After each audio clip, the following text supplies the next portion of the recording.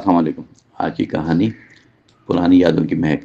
پرانی یادوں کی مہک عجیب ہوتی ہے، دل کے درجیوں میں بسی رہتی ہے، وقت گزرتا کہ مہک کم نہیں ہوتی تھی۔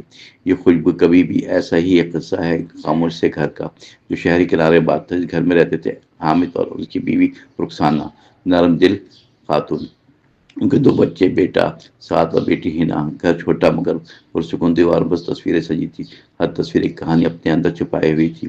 شہر میں پرانا آم کا درخت تھا، سایہ پھیلائے ہوئے کھڑا تھا، اس کے نیچے چارپائی جہاں شام کو سب بیٹھتے تھے اور دن بھر کی باتیں کرتے تھے۔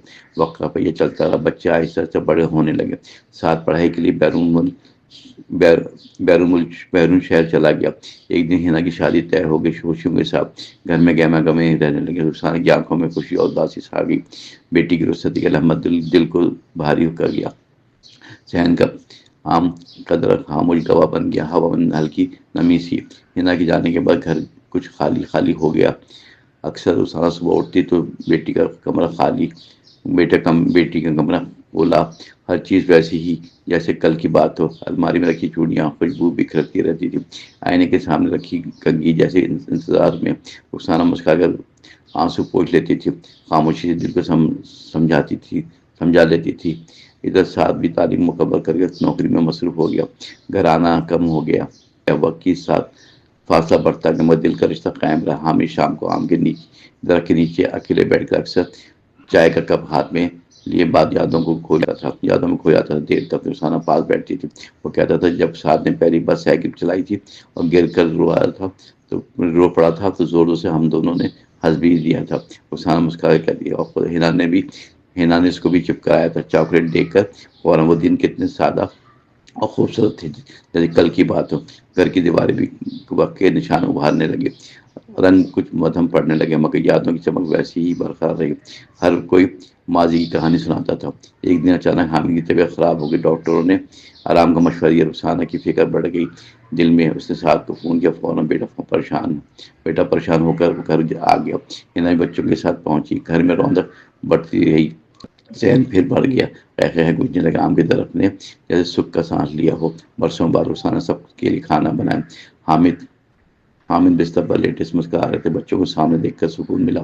انہیں دھیرے سے کہا، بیٹا وقت بہت قیمتی ہے، ہم نے سوچا کہ تم ہمیشہ پاس رہو گے، مگر زندگی کی راہیں جدا ہوئی اکثر، لیکن یادیں ساتھ رہتی ہیں۔ ساتھ کی آنکھوں میں نمی ایسی اتر آئی، چپکے سے اس نے باپ کا ہاتھ تھام لیا، مضبوطی سے وعدہ کیا وہ زیادہ وقت گھر کو دے گا، آئندہ ضرور۔ ہنا نے بھی ماں کو گلے لگا کر کہا، یہ گھر ہماری جڑ ہے، اسے نہ بھولیں۔ کبھی رخسانہ کی آنکھوں میں تشکر کے آنسو چمک اٹھے، انہوں نے دل میں دعا کی۔ چند دنوں میں حامد کی طبیعت بہتر ہونے لگی، گھر میں زندگی کی لہر لوٹ آئی دوبارہ۔ سب ساتھ بیٹھے پرانی تصویریں دیکھتے رہے، ہنستے رہے، دیر تک بچپن میں اسے سناتے رہے۔ سعد نے مانا کہ وہ دوڑتی دنیا میں وہ کھو گیا تھا، مگر یہاں آ کر اسے احساس ہو گیا اصل سکون اپنوں کے ساتھ ہوتا ہے، اپنوں کے ساتھ بیٹھنے میں ہوتا ہے، نہ کہ بڑی کامیابی سے۔ نہ کہ بچے آم کے درخت کے نیچے کھیلتے رہتے تھے، مٹی میں بکھرتے ہوتے۔ رخسانہ انہیں دیکھ کر ماضی میں چلی جاتی تھی، خاموشی سے، جیسے وقت پیچھے مڑ گیا ہو۔ ایک پل کے لیے حامد نے کہا، دیکھو زندگی کا چکر کیسا مکمل ہوتا ہے، بچے بڑے ہو کر پھر اس صحن میں لوٹ آئے ہیں، یادوں کی مہک انہیں کھینچ لے آئی ہے۔ بار ایک شام سب نے مل کر فیصلہ کیا کہ ہر سال ایک ہفتہ یہاں گزاریں گے ساتھ مل کر، تاکہ یہ رشتے مضبوط ہوں، گھروں کی رونق قائم رہی۔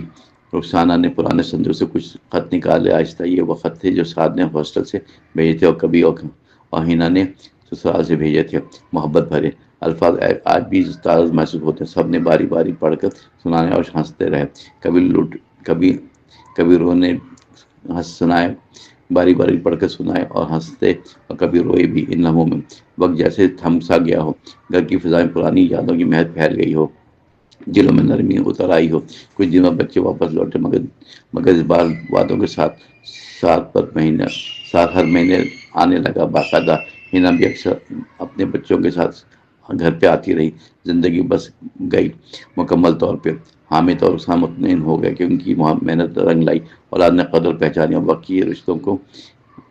کے رشتوں کی آم کی درخت ہر موسم میں پھل دیتا رہا، جیسے دعا دے رہا ہو خاموش لفظوں میں۔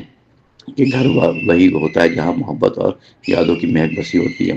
سالوں بعد جب حامد اس دنیا سے رخصت ہوئے تو صحن میں خاموشی چھا گئی، مگر ان کی باتیں گونجتی رہیں، دیواروں سے ٹکرا کر دلوں میں اتر جاتی تھی۔ رخسانہ سے چاپائے بیٹھ کر آسمان کو دیکھتی تھی اور مسکراتی تھی آہستہ۔